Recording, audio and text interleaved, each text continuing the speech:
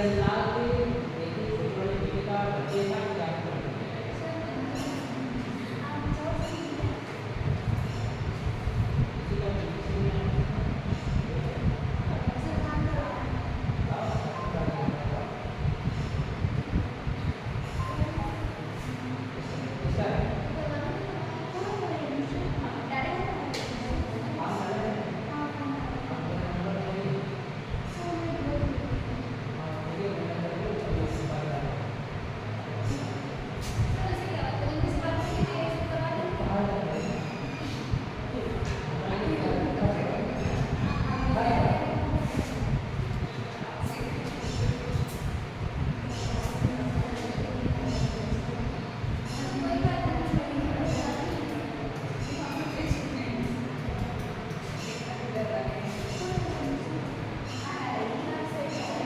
चलिए देखिए आप डांस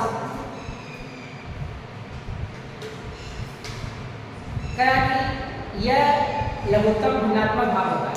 लघुत्तम का यह जो होता है लघुत्तम का कौन सा भाग होता है? भिन्नात्मक भाग होता है। यह लघुत्तम का भिन्नात्मक भाग होता है। इसे मालूम करने के लिए लघुत्तम सारणी का प्रयोग किया जाता है। ध्यान दें, इसको मालूम करने के लिए हम लोग क्या करते हैं? लघुत्तम सारणी का प्रयोग करते हैं। लघुगणों को भी निकालने के लिए लघुगणक सारणी का प्रयोग करते हैं, किंतु आप क्लास निकालने के लिए हम लोग आपको फार्मूला बताया गया। छोटी जब एक से संख्या छोटी होती है जब एक से संख्या बड़ी होती है इसके अलग अलग फार्मूले होते हैं। ठीक, ये आपने जाना।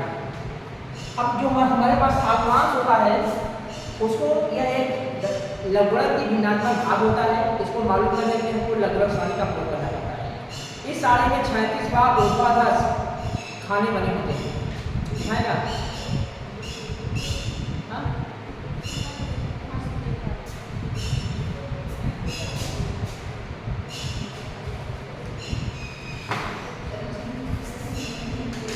कहाँ से मिलेगा? कहाँ से मिलेगा? कहाँ मिलेगा?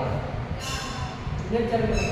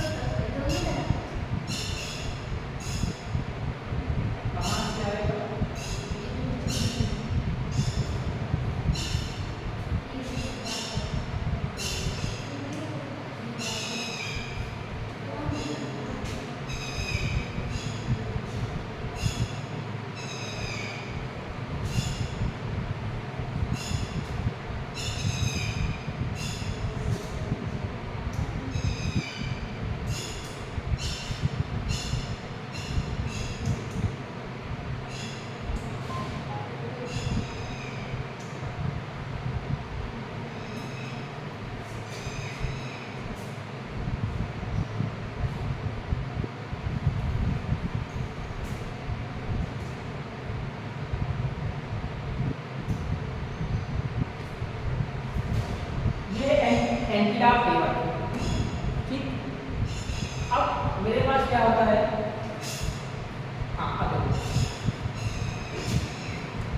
उसे क्या से कहा जा रहा है कि आपवांश चलता नहीं, काम खराब होता है। चलेगा नहीं है? वो लोग बढ़िया चलाते हैं।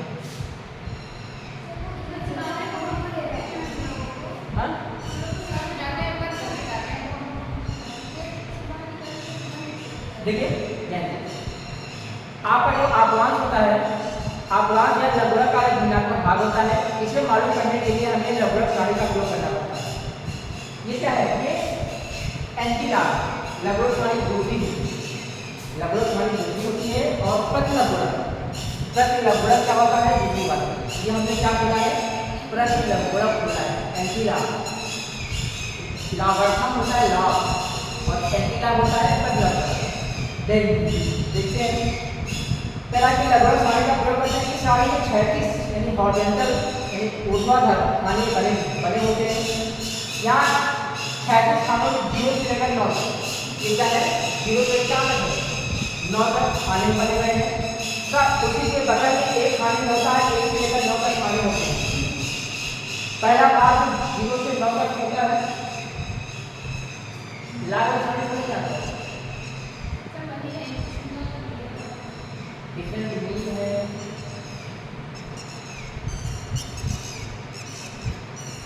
संख्या के तीसरे अंक के बाद छोटे वाले में मीन, तीसरे चौथे अंक वाले में 10 संख्या होती है, दशमलव हमेशा पॉजिटिव होता है।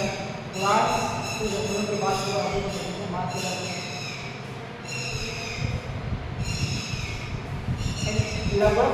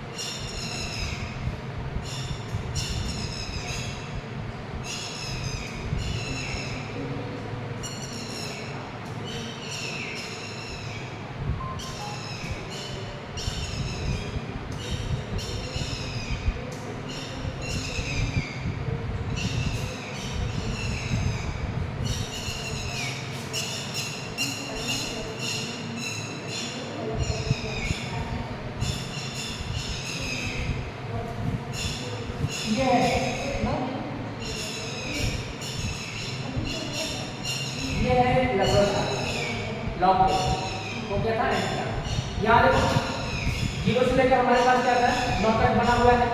यहाँ जब है 10 से लेकर बहुत अंत तक होता है 100 तक, जहाँ तक आपको निकालना होगा। तो यहाँ क्या होता है, जैसे यहाँ 1 है तो लाख 1 की वैल्यू जो होगी, लाख 1 की वैल्यू 0 कर जाएगी, 0 हो जाएगी। यहाँ लिखने वाला बड़ा नहीं मेरे पास है। लाख 2 लाख 1 की वैल्यू लाख 2 हम इसमें देखेंगे, लिखने के लिए हमको मिल ही नहीं रहा है, पता नहीं क्या कर दिया।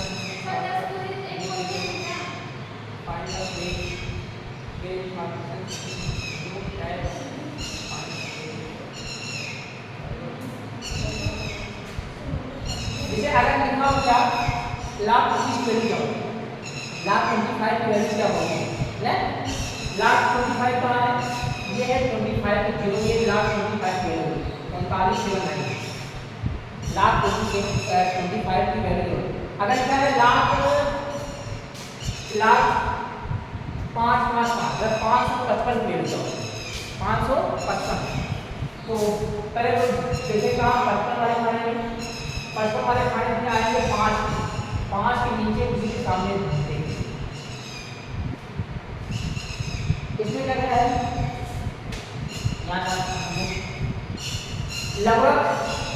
लगभग का भिन्नात्मक भाग क्या होता है, सब लगभग होता है, आपका आप लॉस होता है। लगभग का भिन्नात्मक भाग जो दशमलव के बाद होती संख्या होती है उसी को क्या कहते हैं भिन्नात्मक भाग।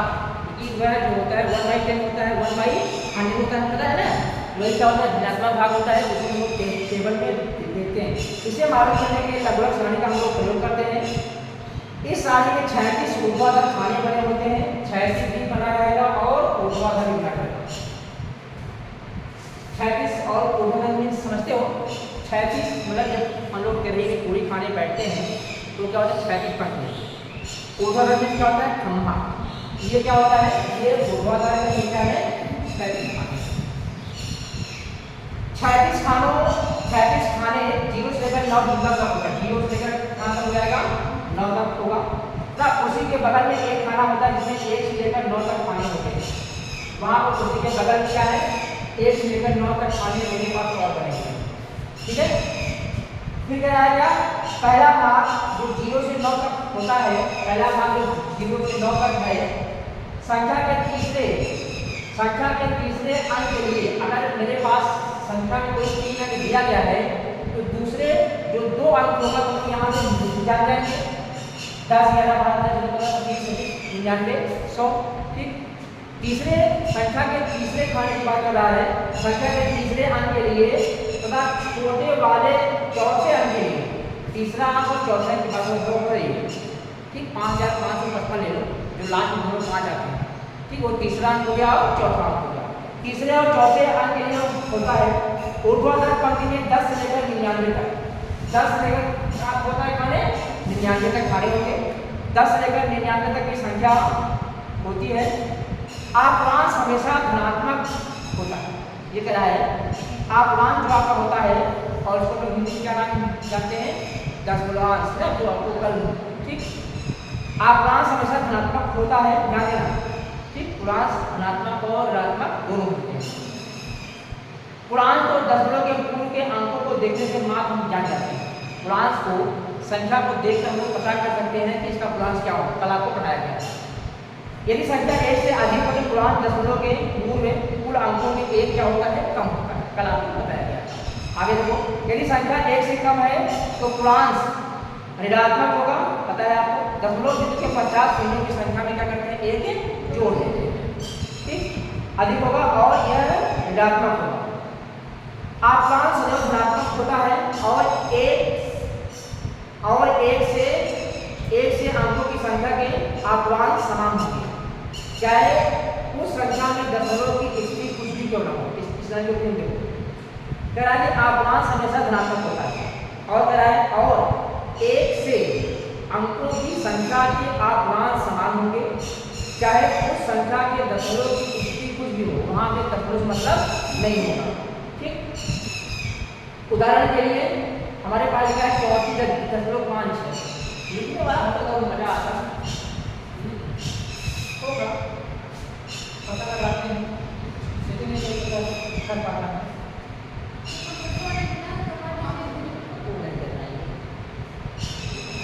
34.5 है, 345.6, ये अपूर्णांक समान होंगे, ध्यान दो। 34.5 है, 345 संख्या सेम है, दोनों की संख्या क्या है, सेम है भैया। 3 4 5 है, 3 4 5 है, सेम है, दशमलव अलग अलग जगह पर लगा है। आपको बताया गया कि अपूर्णांक में दशमलव कोई भूमिका नहीं होती है। जैसे मेरे पास संख्या है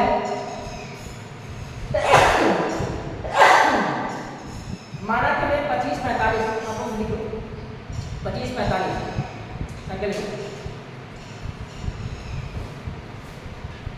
लिखिए 25 45 का लगभग ज्ञान करना है, क्योंकि इस संख्या में 4 अंक कई अंक हैं, 4 अंक हैं। अतः पूर्णांक क्या होगा, 4 माइनस से, तो पूर्णांक क्या मिल गया हमको, 3 मिल गया ना, तो पता है ना आपको 3। अपूर्णांक के लिए लगभग सारणी के प्रथम 2 अंकों में क्या है, 25 है, पहले दोनों क्या है, 25 है ना, 25। ध्यान 25 को ऊर्ध्वाधर खाने में देखने पर 25 कहाँ है, यहाँ, ये मेरे का है 25 को ऊर्ध्वाधर खाने में देखते तथा तीसरा अंक 4 है, क्या है, तीसरा अंक 4 को 36 खाने में देखते हैं। 4 कहाँ है, मेरे पास यहाँ है, 4 यहाँ है, 36 खाने में देखते हैं, अर्थात लगभग साढ़े 25 के आगे 4, 25 के आगे 4 कहाँ होगा, यहाँ पर 40 48। 4 को 36 खाने में देखेंगे, अर्थात लगभग साड़ी में 25 के आगे 4 में देखेंगे, और चौथा अंक 5 है, चौथा अंक 5 है, 5 का 25 के आगे मध्याह्न, ध्यान दो, कह रहा है कि चौथा अंक 5 का 25 के आगे मध्यमान, ये है मीन डिफरेंस, मध्यमान, ठीक। तो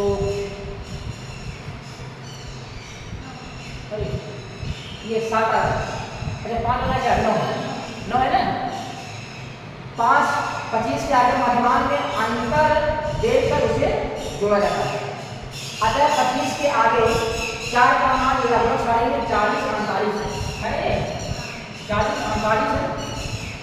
5 का मध्यमान अंतर 9 है, 9 मिलेगा ना, 9 है, अतः 40 48 प्लस 9 40 57, यह अपूर्णांक है।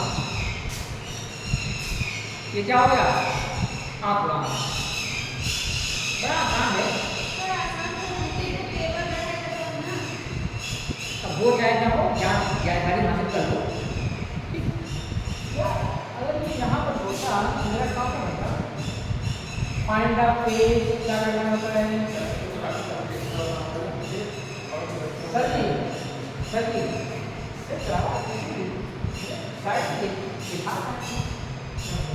लिखने वाला भी मुझे समझ आ जाए कहाँ अभी कहाँ मालूम पता नहीं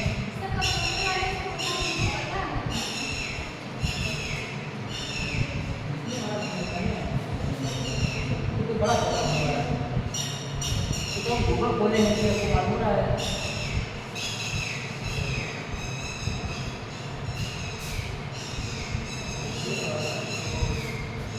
एक बार बहुत से कुछ चाहिए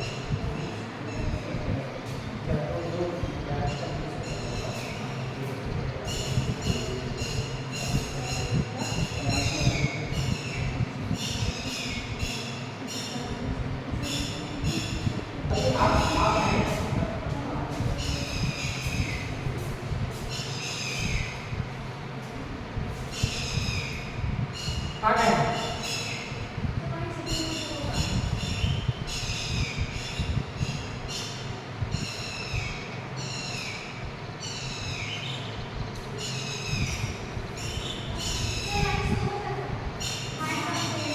फाइंड द पेज मोबाइल भी आता है ठीक है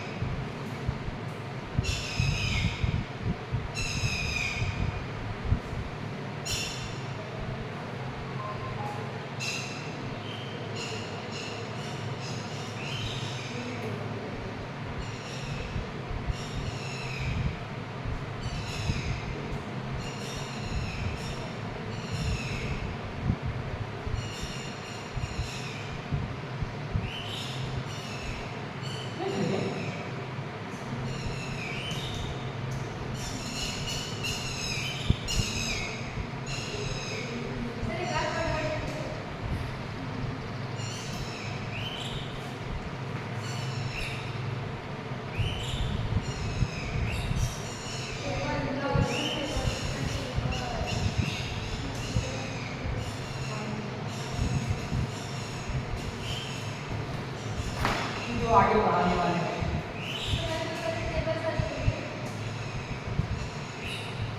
ये फाइल लेके जा रहा है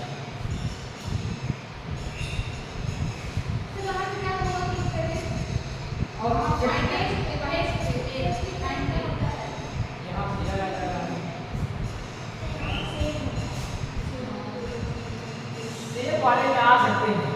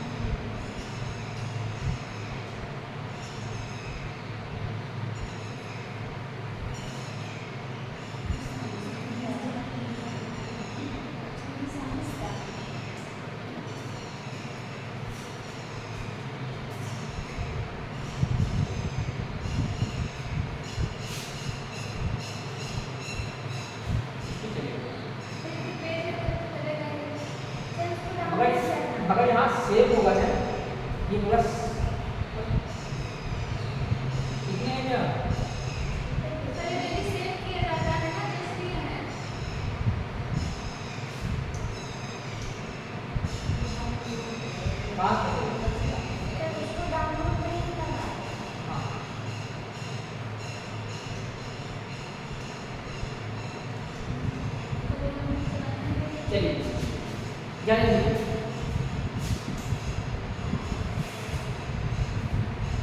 जैसे मेरे पास क्या था 1,56,37 इसका हमें क्या निकालना है अपूर्णांक निकालना है। क्या निकालना है इसका हमें अपूर्णांक निकालना है। सबसे पहले हम लोग कहाँ पर आएंगे 56 में।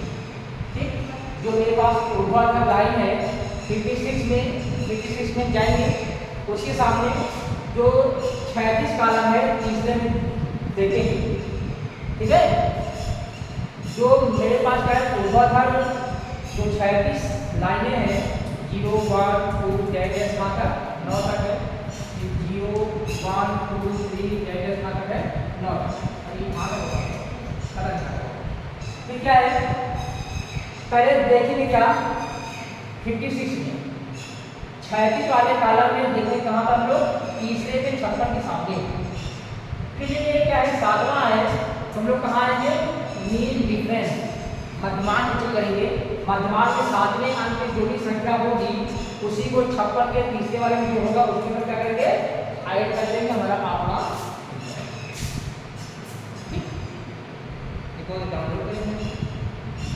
डाउनलोड कितना पता है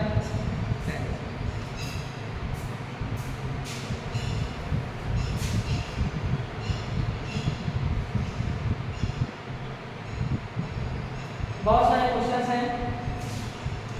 1,34,56,34,5 दशमलव कोई मतलब नहीं आप लोग जानते हैं ना। 0.3456 क्या करना है 34 के 5वें खाने देखना है क्या देखना है मेन डिफरेंस मध्यमान उसी को ऐड कर देना है।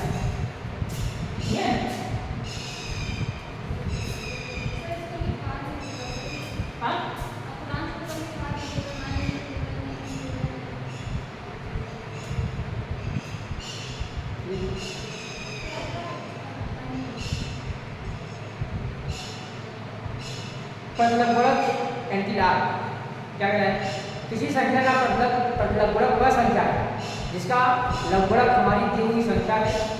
इसके लिए पुस्तक के बाद में लघुगणक सारणी है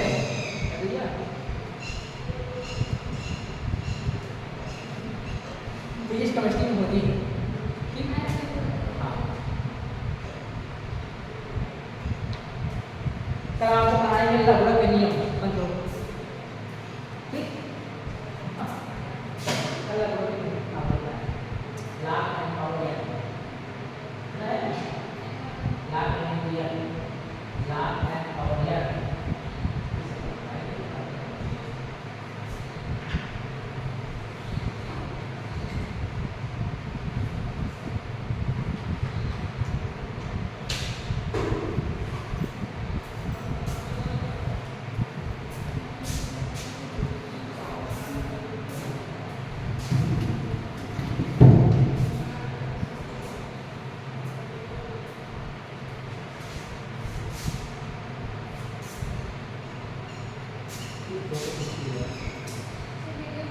मेरे घर में कितनी